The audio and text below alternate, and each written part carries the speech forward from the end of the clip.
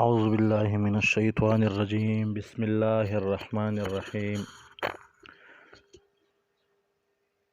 ما كان محمد أبا أحد من رجالكم ولكن رسول الله.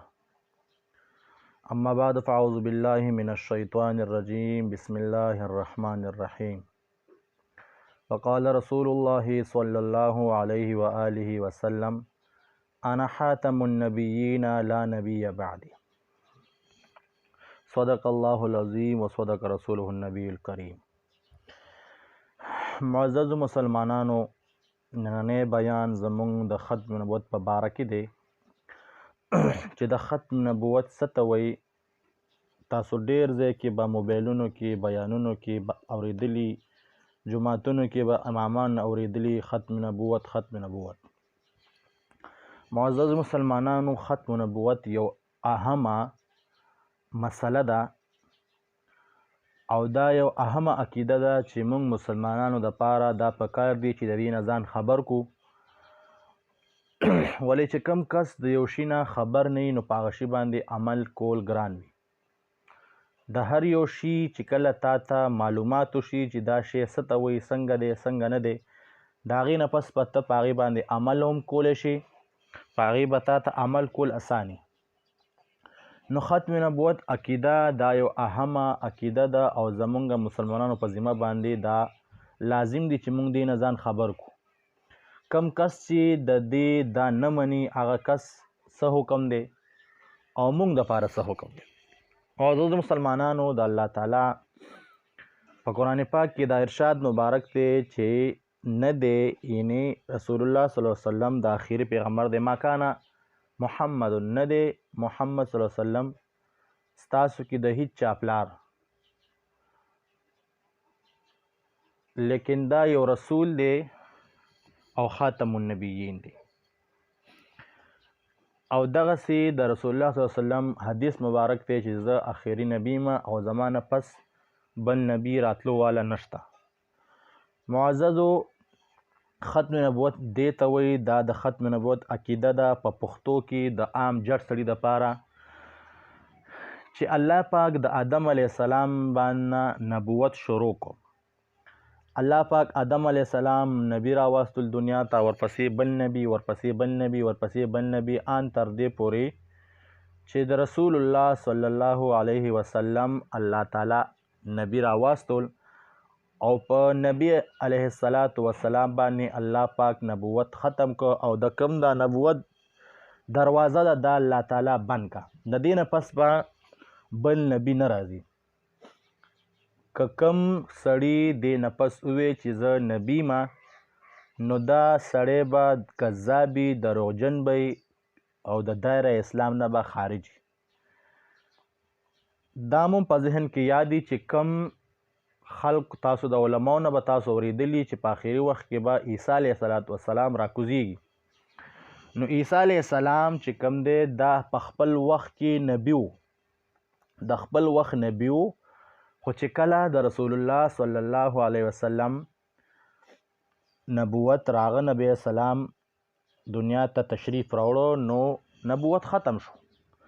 بیا الله پاک آسمان ته خېجوړی یا ځان له یو موضوع ده، خو بهرحال چې کله راکوشي نو هغه به نبي نه وي، هغه به امتي وي. تاسو به اورېدلی چې کله هغه په د جومات په منارو باندې راکوشي نو امام مهدي علیه رضوان به جمع ته مخکې وي. نو عیسی علیه السلام ته به امام مهدي علیه رضوان وایي چې تاسو مخکې شئ، تاسو جمع وکړئ. نو هغه ورته وایي چې نه، ته مخکې شه. مطلب ته مخکې شه، د دې دا دلیل دی چې زه بل شریعت راوړو والا نه یم، زه همدې شریعت باندې وخت تېرولو والا یم چې کوم د رسول الله صلی الله علیه وسلم شریعت دی، او د هغې تابعداري به کوي، د هغې چې څه حکمونه یې هغه به خلکو ته ښیي او هغه به خلکو ته بیانوي. نو چې د رسول الله صلی الله علیه وسلم نه پس کم کس د نبوت دعوه وکړه، دا سړی به دروغجن وي، د دې کس به مونږ نه منو، د ده نه به ځان ساتو، د ده سره به تعلق نه ساتو، د ده کم پروډکټس دي، د کم اشیا دي، دا به استعمالو نه. او دا به زما ستا په سوچ کې وي چې دا سړی کافر دی او د دایر اسلام نه خارج دی، او زما ستا د ایمان تاوان پسې دراغشتی زما او ستا ایمان ختمونکی دی، ایمان زما او ستا ختموي. معززو ډېرو علما کرامو په دې باندې کتابونه لیکلي دي، ډېرو علما کرام به په دې بیانونه اورېدلي، خو نن د فقیر د کم فهم یو وړوکی شان بیان په نیت د ثواب باندې کومه، ځکه چې د انور شاه کشمیری رحمت الله علیه ارشاد مبارک دی چې کم کس لږ صحت هم د ختم نبوت کار وکړي د رسول الله صلی الله علیه وسلم شفاعت د ده دپاره لازم دی. رسول الله صلی الله علیه وسلم به د ده دپاره شفاعت کوي. نو په دغه نیت باندې دا یو څو خبرې ستاسو په حضور کې کول غواړم چې الله پاک دغه شفاعت کې ما داخل کی او کم کس په دې باندې عمل وکړي د چا اصلاح وشي چې زما ثواب وشي او زما عملنامه کې الله تعالی ثوابونه ولیکي. د قرآن پاک طریقه او اسلوب د هغې بیان ګوره په قرآن پاک کې بار بار ډېر آیاتونه راغلي دي چې د هغې نه به تاسو د زوس معلوم کړمه که چېرې وروسته پیغمبر وی نو په دې کې به راغلي. اول آیات بسم الله الرحمن الرحیم یؤمنون بما انزل الیک وما انزل من قبلک وبالآخرة هم یوقنون. دا د سورة بقرې 4 نمبر آیات دی. ورپسې دویم یا اهل الكتاب هل تنقمون منا الا ان آمنا بالله وما انزل الینا وما انزل من قبل. دا د سورة مائده 59 نمبر آیت دی. ورپسې دریم نمبر لكن الراسخون في العلم منهم والمؤمنون يؤمنون بما انزل الیک وما انزل من قبلک. د سورة نساء 162 نمبر آیات دی. ورپسې یا ایها الذین آمنوا بالله ورسوله والکتاب الذي نزل على رسوله والکتاب الذي انزل من قبل. د سورة نساء 136 نمبر آیات. پنځم نمبر الم تر الى الذين يزعمون انهم آمنوا بما انزل اليك وما انزل من قبلك. د سورة نساء 60 نمبر آیات. شپږم نمبر ولقد اوحي اليك والى الذين من قبلك لئن اشركت ليحبطن عملك ولتكونن من الخاسرين. سورة زمر 165 نمبر آیات. اوم نمبر كذلك يوحي اليك وإلى الذين من قبلك الله العزيز الحكيم. سورة شورى آیات نمبر 3. معززو دا کم آیاتونه چې ما ستاسو په حضور کې وړاندې که ومې لوستو که دې ته ستاسو سوچ وي نو په هر آیات کې په اولني آیات کې وما انزل الیک وما انزل من قبلک. ورپسې په دویم آیات کې وما انزل الینا وما انزل من قبلو. الینا او قبلو یعنی مخکې او پتا باندې چې کوم نازل شوي اوس وخت کې دا خبرې او مخکې بل آیات کې یؤمنون بما انزل الیک دی ایمان وړي په هغه باندې چې نازل کړی دی مونږ تا ته وما انزل من قبلک او چې نازل کړی دی مخکې له تا نه. ورپسې په بل آیات کې الذي نزل على رسوله والکتاب الذي انزل من قبل چې رسول الله صلی الله علیه وسلم نازل شوی دی او مخکې دی نه. داسې د نورو کې تاسو دې ته سوچ وکئ نو په عرض آیات کې به تاسو ته صیغه د موجوده او د ماضي تیره شوې به درته مخې ته راشي. که چرې ګوره قرآن پاک دا یو جامع معنی کتاب دی، دا یو محکم شریعت دی، د دې نه پس نه بل شریعت راځي تر قیامته پورې. زمونږ او ستاسو دا ایمان دی څنګه چې رسول الله صلی الله علیه وسلم اخیري پیغمبر دی داسې د هغه امت هم اخیري دی او داسې د هغه د رسول الله صلی الله علیه وسلم کتاب کم قرآن پاک دی دا هم اخیري کتاب دی. د دې نه پس نه بل کتاب راځي او په دې باندې به تر قیامته پورې عمل کیږي او د الله تعالی په علم کې دا چې تر قیامته پورې څه به کیږي، څنګه خلک به پیدا کیږي، څه طریقه کار به الله تعالی هغه ټول په دې کې واضح او یا صراحتا یا لفظا یا په هر معنی سره الله پاک کې دا واضح کړي دي. نو چې دا دومره جامع او معنی کتاب دی نو په کار داوا ګوره الله تعالی خو داسې نشي کېدی چې الله تعالی نه غلطي وشي. دا خو زما ستا په سوچ کې دې هم نه راځي.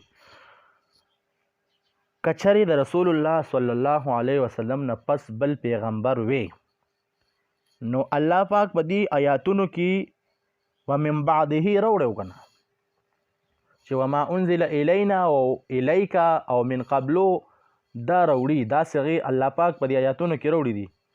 کچرې د رسول الله صلی الله علیه وسلم نه پس بل پیغمبر وې، نو پکار وا چې دې آیاتونو کې الله تعالی من بعدو صیغې راوړي، من بعدو دا وغیره صیغې الله تعالی راوړي وي.